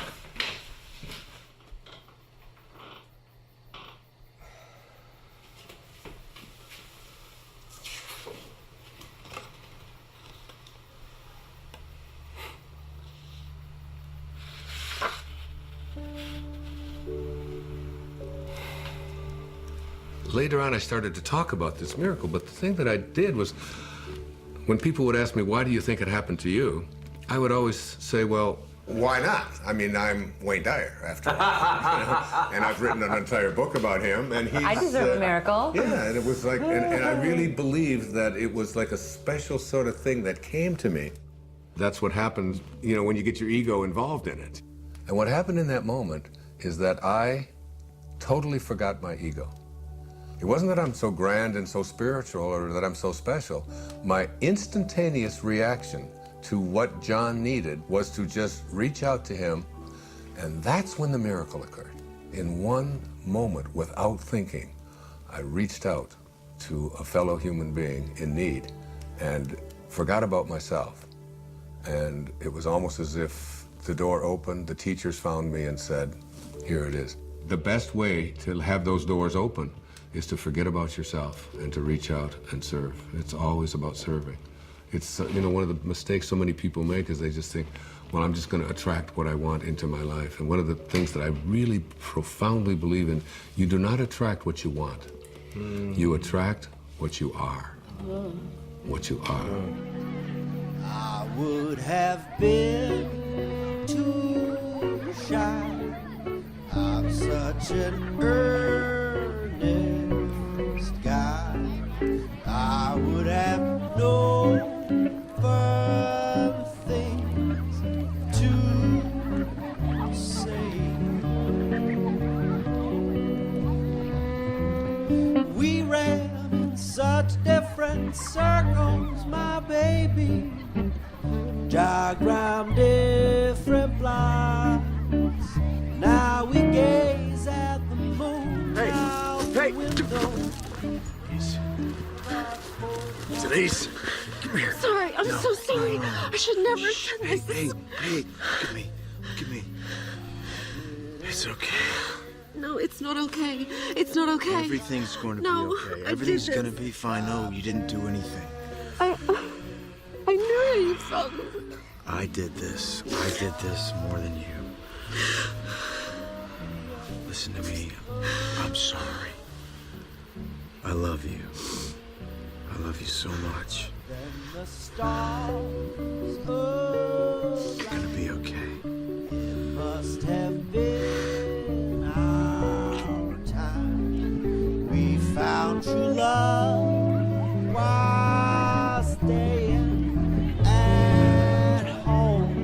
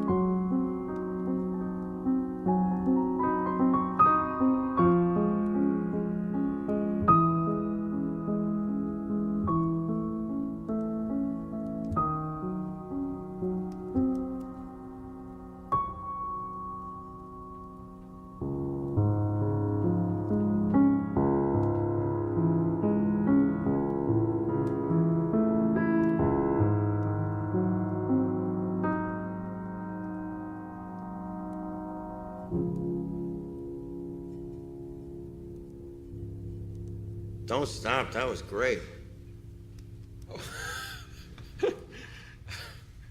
Thank you. What brings you out so late? Or I should say so early. Just couldn't sleep.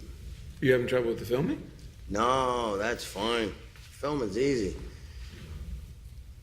It's my business I can't handle. Hey, do you know chopsticks? I used to.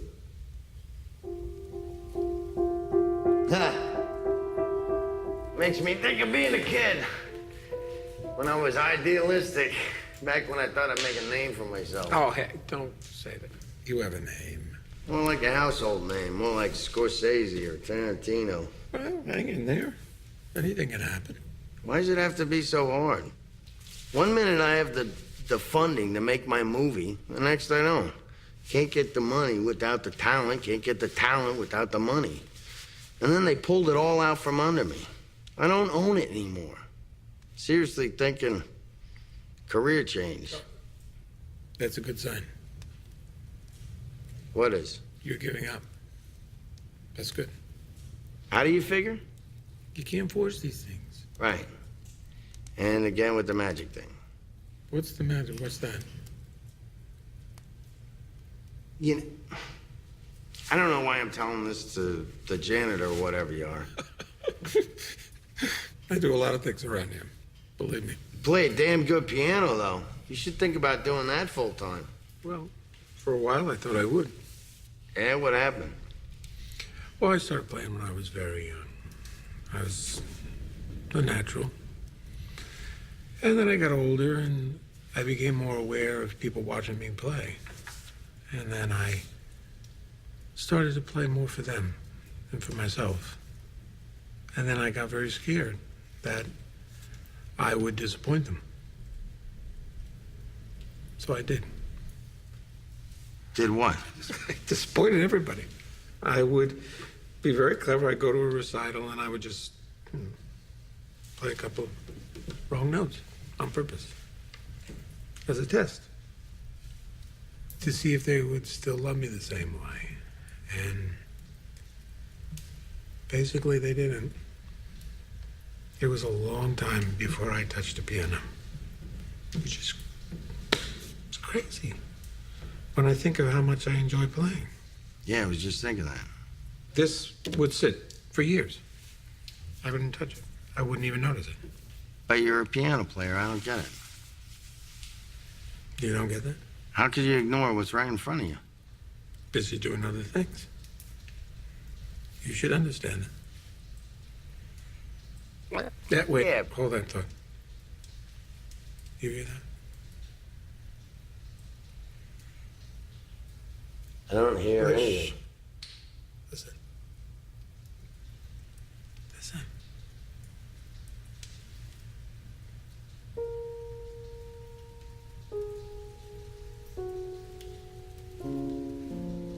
That's nice. I like that. I like that too. You making that up? Yeah. Well, no, sort of, yeah, mostly now. What? It's just something I could do.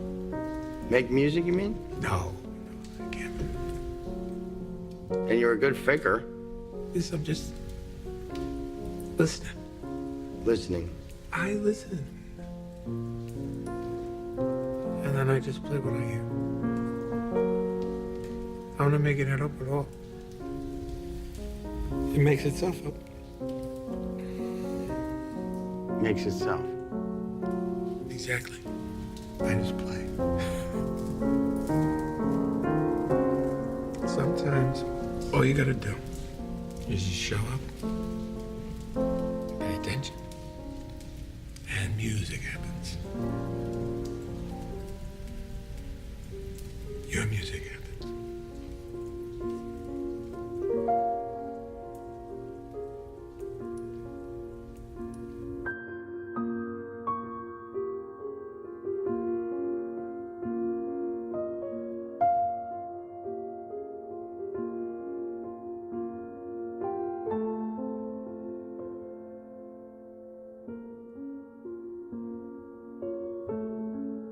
Whatever you're looking for in your life is there for you.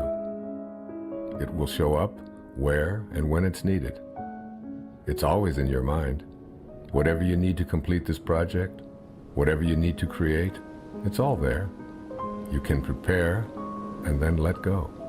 It's an easy trusting that everything will happen perfectly.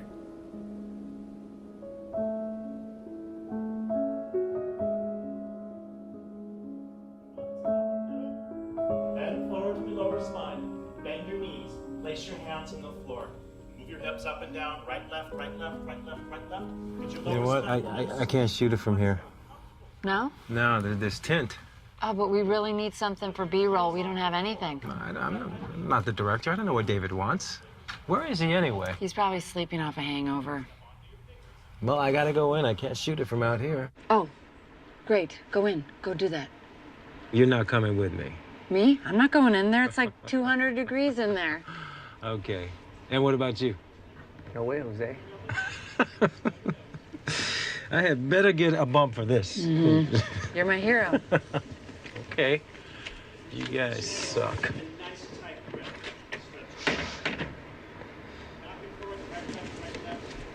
Hey, good morning. Good morning. I got up early. I was scouting locations. What? I found the most amazing spot overlooking the ocean. For what? For this? Yeah, for this. Really? It's a little bit of a hike, though. That's okay. We will indulge your creativity. You sound inspired, David. I am inspired. I'm making music, doing the down. What are you talking about? What is Rob doing in there alone? That's some crazy hot yoga torture. Yeah. I can't let him be in there by himself. Cover me, I'm going in. You're going in? Pick up your right foot in front of you. He's going in. I can't believe it. We live in a world in which all things are possible. There are no accidents. There's a divine organizing intelligence that supports all things.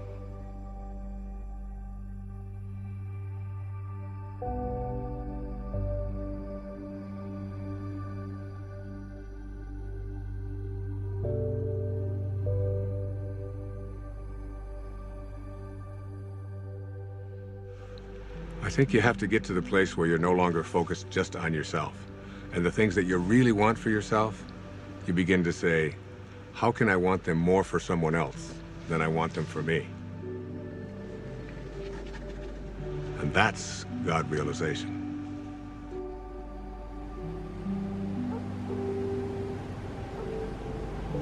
One of the things that happens when you move away from ego is that you move from a sense of entitlement to a sense of humility. You realize you're entitled to nothing. That's just the ego speaking. So the fundamental truth is that you must be like what you came from. If you came from divinity, you must be divine. If you hold your hands up and say, these are the hands of God, then what does God do with his hands? God is just giving. That's all God knows how to do. Hi. How are you this morning? Better than yesterday. That's a good way to be. Not better than anybody else, just better than you used to be. Hey, I was wondering, is there a place around here where I could actually buy some flowers? I wanted to bring some back for my wife. I can let you have some of these if you want. Really? Yeah. I mean, they're not fancy like you get in a flower shop. They're just indigenous roses. A little more rustic. I think my wife might actually like that. Hey, now, wait, let me help you. Cut just above the leafy part there, and above the leafy part, and try to do it on an angle. Hey, there you go. Good. Can you tell I've never done this before? Not much of a gardener? No. I usually pay people to do my gardening. People who actually know what they're doing, like you. Oh, well, I get a lot of satisfaction out of it. I've never really seen the value in flowers, I guess. Don't you ever send your wife flowers? No. Oh, that sounds bad. It's a new day. Yes, it is. You know, there are over 200 species under the genus Rosa.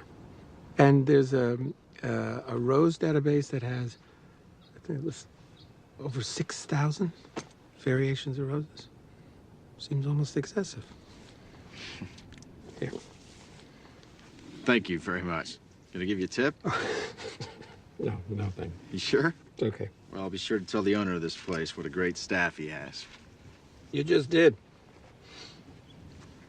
You? You're the owner. No, I really am. I apologize. I thought you were just the gardener. That's an easy mistake to make. I saw you watering the plants. Plants need to be watered. Yes, they do. Thanks again.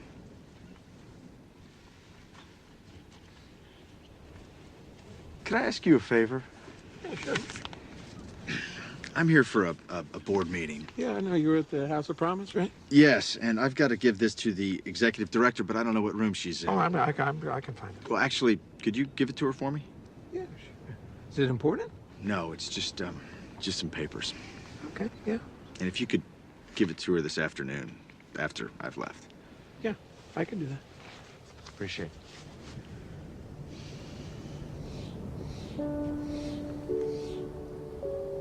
So you shift your thoughts from what can I get to how can I offer, how may I serve?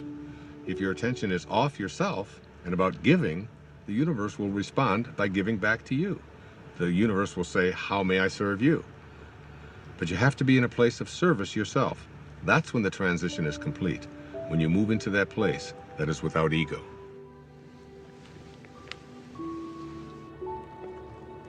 Hey there. Hi. Missed you yesterday. Had a great game. Yeah, got stuck in town. Yeah, I understand. Things come up.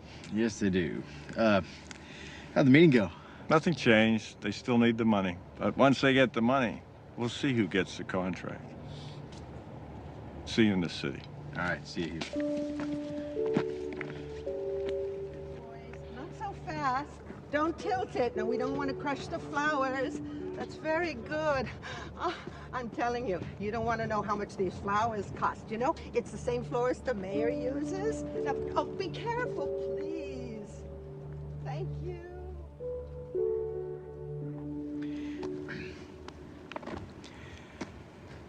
How about the name Rose if it's a girl?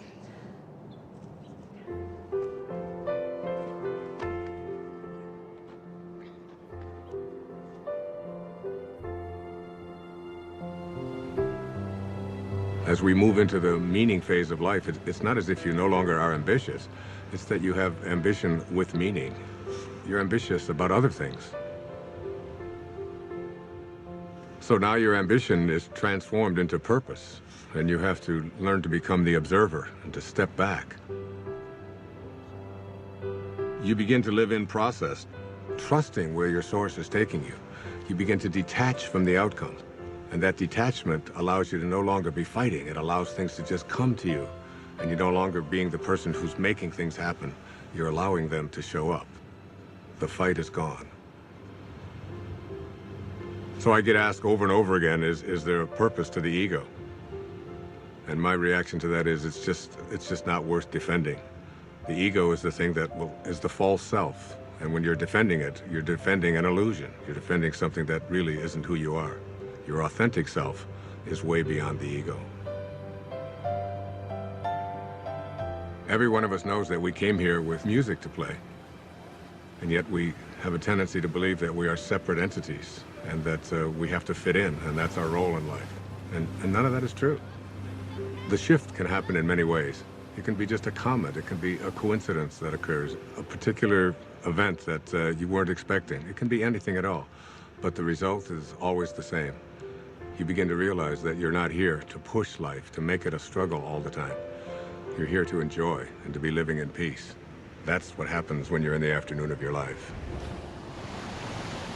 I was just thinking about all the things I have to do to pack us up to leave. Oh, yeah? I'm like a walking to-do list. I think 90% of my day is spent managing everyone else's life and all their problems. Uh-oh.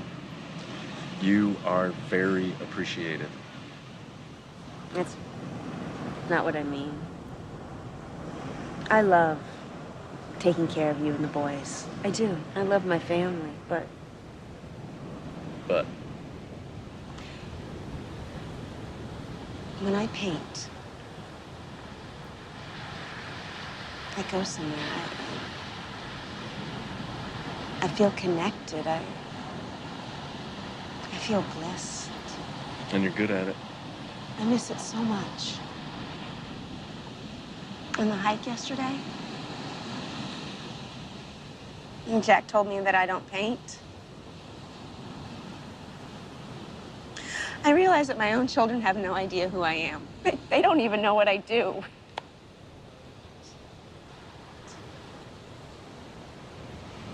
So do it. Really? Yes, absolutely. Thank you. I want to stay here. What? Just for a week. Right now, just this next week. What, you thinking of leaving here all alone? Jason, every cell in my body wants to stay here just a little bit longer. I'm hearing you, but I have no idea what you're saying. I need to reorient myself. I need to find my way back, and I need solitude to do it. Quinn, you're a mother of 2 small children. You don't get solitude. Jason, you have to know I love you. And I love the kids, and I I am still us, but I am more than this.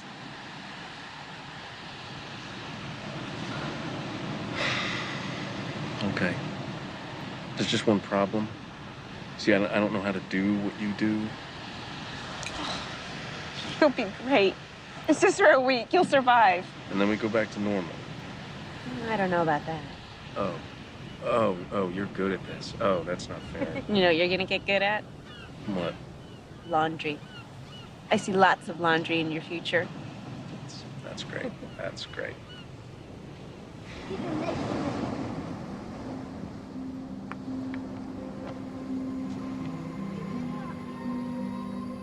If you want to see the doors open in your life, you detach yourself from what the ego says, and you allow yourself to live from this divine place called spirit. And what Lao-Tse called the virtues, he said there are 4 of them. The first of these is reverence for all of life, which is respect. The second is sincerity, which is really nothing more than just honesty. The third is gentleness, which manifests itself as kindness in our life. And the fourth is supportiveness, which just manifests itself as service, offering service to others. Those are the 4 virtues. And Lao-Tse asks us to live by them. There's a great quote by the poet Hafiz. He said, even after all this time, the sun never says to the earth, you owe me. Just think what a love like that can do. It lights up the whole world.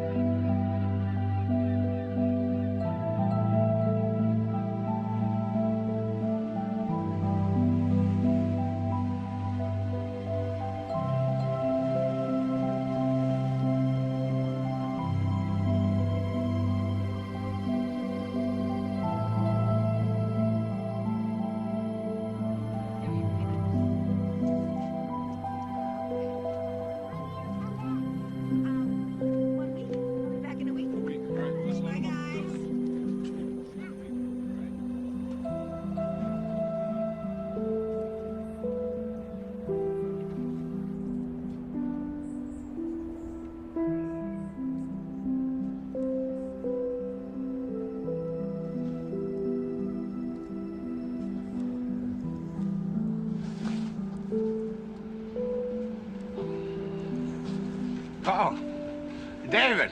Hey. Hi. How you doing? So did you get everything you need? I think I got even more than that. Really? I'm actually inspired. I was looking at some of the footage. I'd love to do something with these interviews, something creative. Like what? Well, this place. There's something happening here. What you're talking about, the people, themes, I think I can really do something with Wait a second. I thought you were just a technician on this shoot. Isn't that what I heard you say before? I guess not. I think I'm getting it. Well, you know, David, the point is we're all going to get it. Ultimately, we're all going to get it. There's a great line from A Course in Miracles where Jesus says, if you want to be like me, knowing that we are alike, I will help you. If you want to be different than me, I will wait until you change your mind. And you will change your mind. And really, isn't it the ultimate thing is, why should we have to die in order to get it? We ought to be able to get it while we're here. It's been a pleasure. Thank you, my friend. God bless you.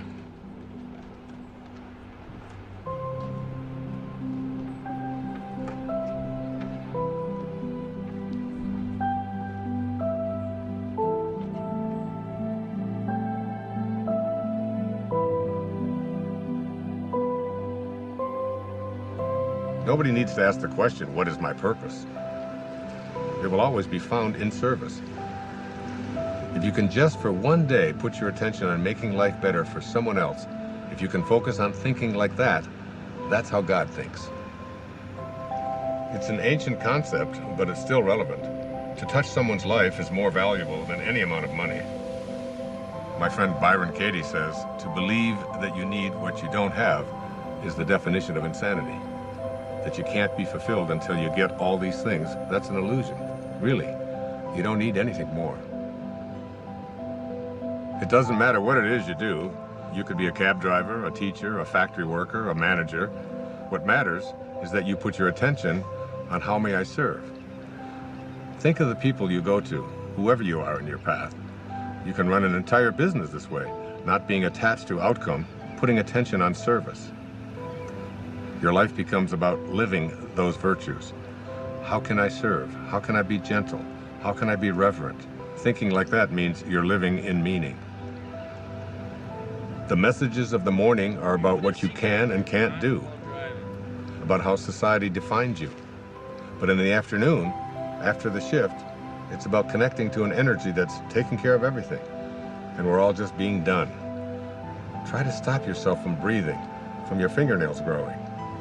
Living the virtues is all we need to do. The truth is, I feel something else is in charge of all of this. So it's really about surrendering to it. Surrendering to something that is bigger than you, that you are connected to, and that's really in control of everything.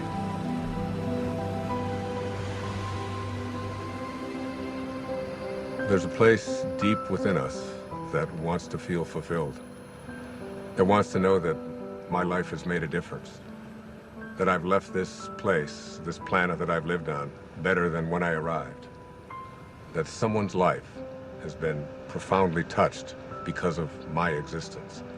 We all want that. It's not about age or about finding yourself. Wherever you are, at whatever age, you're only a thought away from changing your life.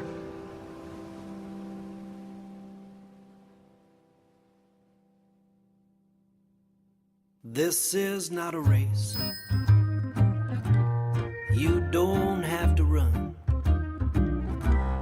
You might even slow it down. Take a look around instead of chasing everyone. Nothing to prove, no point to make. If when it's said and done, you know in your heart that your song is sung.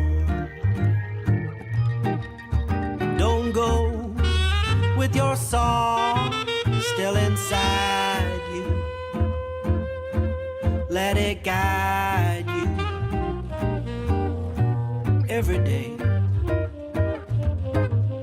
We all know that it's good to be humble,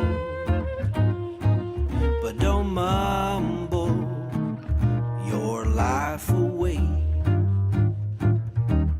You could lose it all. You would still feel like you'd won. You might fall out of the sky, learn to fly just by reaching for the sun. No need to fret, but by regret. If when it's said and done, you know in your heart that your song is sung. Don't go with your song still inside you. Let it guide you every day. We all know that it's good to be humble, but don't grumble your life away. A little teamwork now. La la la la la. La la la la la. Low la low la low. Low la low la low. La la la la la la la. La la la la la la la. Low la low low low low. Low la low low low low. Rubber da scrub. Hobba de hop do. Hooba da hooba da hooba de hub. Hooba de hooba de hooba de ho. Don't go with your song still inside you.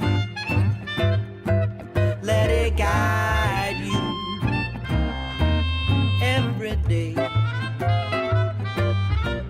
We all know that it's good to be humble, but don't fumble. Don't grumble. Don't mumble life away.